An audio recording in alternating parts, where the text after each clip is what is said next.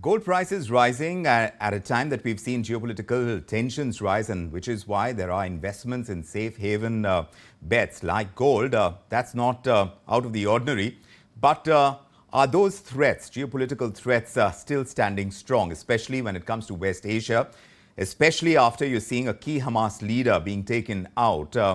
What are the chances that a ceasefire plan will be arrived at? Let's discuss this. Professor Stephen Zunes joining us. He's Director of Middle Eastern Studies at the University of San Francisco. Great to have you, Professor Zunes.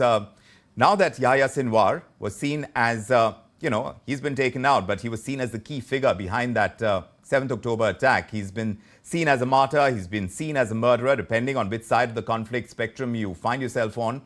But in any case, his killing seemed to open the door for the end of hostilities in Gaza between Israel and Hamas. But the Israeli Prime Minister seems to have slammed that door shut. But at the very least, does Sinwar's death change the course of the West Asian conflict? What do you believe? Unfortunately, no. I mean, it's a tactical victory for the Israelis, to be sure, tactical defeat for Hamas. But Israel has assassinated many Hamas leaders over the years. And the organization continues because it's more than one individual. It's a reaction to decades of Israeli occupation and siege and the failure for the emergence of a viable Palestinian state. I think many Israeli leaders would have taken this as a victory and moved towards trying to negotiate a ceasefire. But Netanyahu is, from the very beginning, has been very clear he wants to continue fighting regardless. And indeed, while Sinwar was very much a hardliner and very much a terrorist by in any measure, it is actually Israel that has been balking at the ceasefire proposal. I mean, Hamas has largely accepted the U.S. proposal from back in May that was approved by the United Nations, and it sent hundreds of thousands of Israelis out in the streets calling on their leadership to accept it. So the obstacle appears to be, has been, at least in recent months, has been more on the Israeli side, not the Palestinian side. So it's unlikely that Sinwar's death is going to raise the prospects of peace anytime soon. You may be right. While the Hezbollah has warned of an escalation in the Gaza war, Hamas is saying that Israeli captives being held in Gaza will not return until the war on Gaza stops and Israeli forces withdraw from the besieged territory. But there are others, Professor, who believe that without Yahya Sinwar, Hamas is going to fall apart. Is that giving the Israelis the hope that they are closer and the end game perhaps to occupy Palestinian territory, and that's why the conflict may not see an end from the Israeli side? Do you think that's the reason? I mean, Hamas has a very authoritarian structure, but nevertheless, they've always found new leaders to emerge, and remember, they're not just a terrorist group. They also, for all the governing body of an area of over 2 million people, and so they have a bureaucracy. They have plenty of people who have had leadership positions. It's pretty clear, though, that the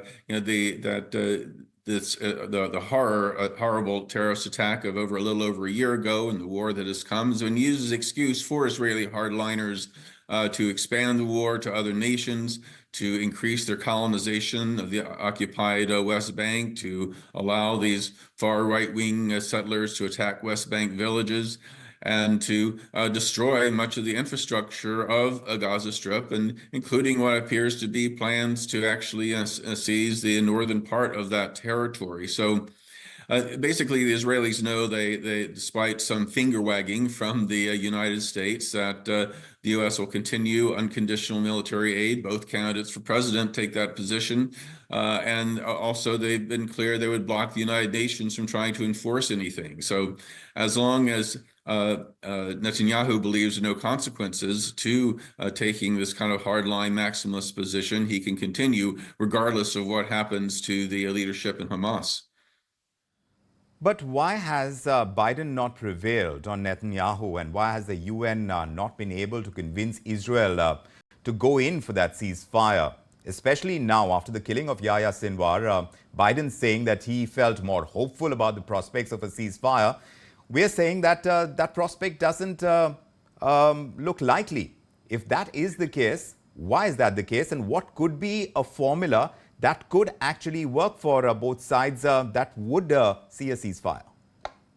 Well, Biden, continuously has tried to put a positive face forward in terms of the prospects of the ceasefire, largely because the international community and the vast majority of Americans have been pushing for one. And there's an election coming up, and so obviously he wants to put on a positive spin on things. But the United Nations cannot do anything as a result of the U.S. veto. The United States has used its veto power over 45 times to protect Israel from censure or harsher actions. And Biden has been one of the most hardcore pro-Israel presidents in history, and as a result, it's very unlikely that he's going to change that anytime soon.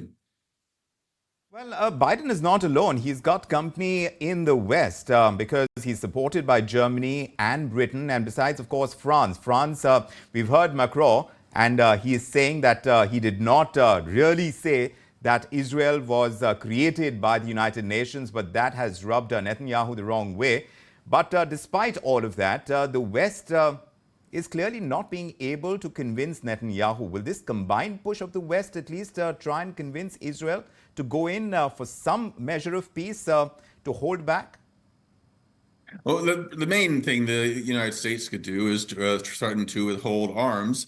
Polls show nearly 2/3 of the American people support it, and human rights organizations and many Western governments have, along with virtually the entire global South, have been calling for the use of that pressure. But remember how historically, the United States has been willing to support allies, doing some horrible things. Remember how Nixon supported Pakistan in 1971 and the genocide in Bangladesh, and how they supported the Turks in the wars against the Kurds, or Guatemala against the indigenous peoples of that country, or India in Timor-Leste. I mean, Indonesia in Timor-Leste.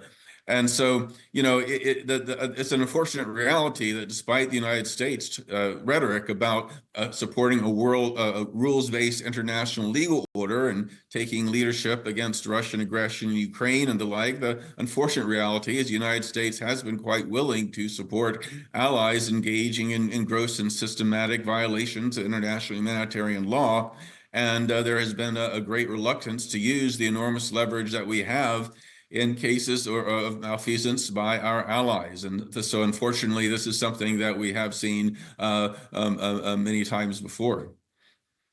It seems like we're seeing it that much more in these times of a West Asian crisis too. But we've also seen heightened tensions, Professor, between Israel and Iran as part of this ongoing Gaza war. And the world has been bracing for the possibility that Israel is going to strike Iran's oil facilities. So how do you see Iran now positioning itself after the killing of Yahya Sinwar? Already Iran is saying that the killing would strengthen the spirit of resistance and inspire future generations. How do you read into Iran's position now?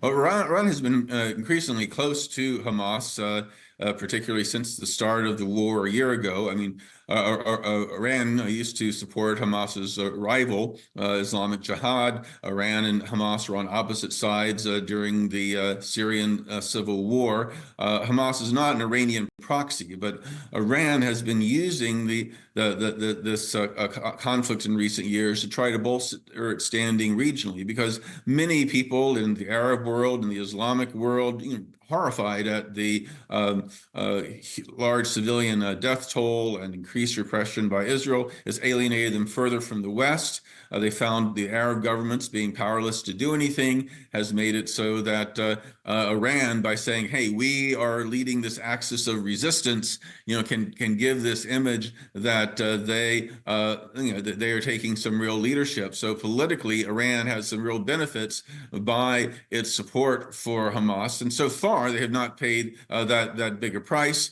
but we will see what happens if Israel does indeed retaliate.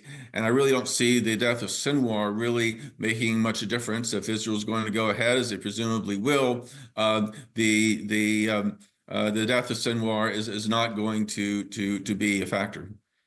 So all said and done, as far as this war situation that we have in Gaza, do you see that continue, and the death of Yahya Sinwar not leading to any kind of ceasefire, despite the sounds that we are hearing from world leaders, especially those from the West?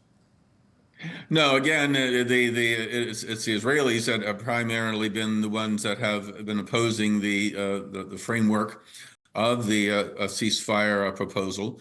And while the world has been distracted, by the growing war in Lebanon, the threats of an Israeli attack on Iran, and now Sinwar's death, the fact is that Israel is continuing to pound that crowded enclave. The civilian death toll is continuing to rise. And in certain ways, particularly in the north, it looks like Israel's planning to dig in to stay, for the long term. And again, Hamas has pledged to continue fighting until there is an end of the war and a withdrawal of Israeli forces. They promised to release the hostages under such an arrangement, but much to the chagrin of quite a few Israelis, particularly the hostage friends and families, it appears that the release of the hostage is actually not is a secondary goal of the Netanyahu government, who are planning to continue fighting regardless.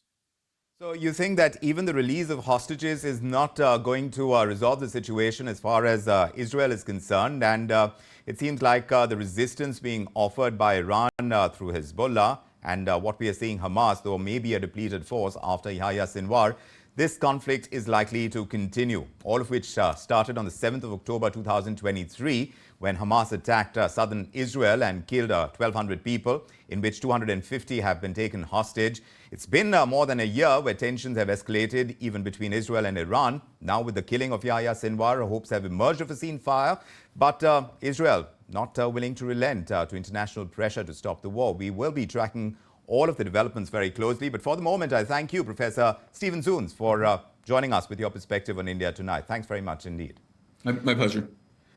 If you like this video, then like, share and subscribe to ET Now.